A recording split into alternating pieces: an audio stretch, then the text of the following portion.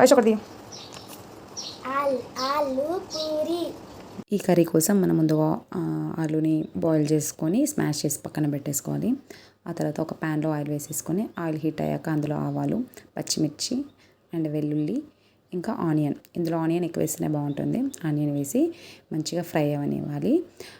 ఆ ఫ్రై కాస్త గోల్డెన్ కలర్కి అట్లా వచ్చినాక అవన్నీ కూడాను మనం కొంచెం పసుపు యాడ్ చేసుకొని ఏదైతే స్మాష్ చేసి పెట్టుకున్నామో మనం ఆలుని అది కూడా ఇందులో యాడ్ చేసేసి ఒక 5 మినిట్స్ అట్లా మగ్గనివ్వాలి.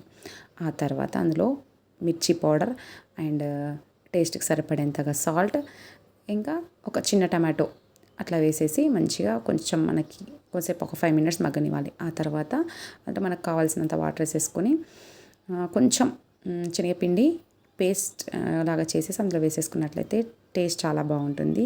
పూరికి ఈ కర్రీ కాంబినేషన్ ఎవర్ గ్రీన్ అండి, చాలా బాగుంటుంది. ఒకసారి ట్రై చేసి చూడండి.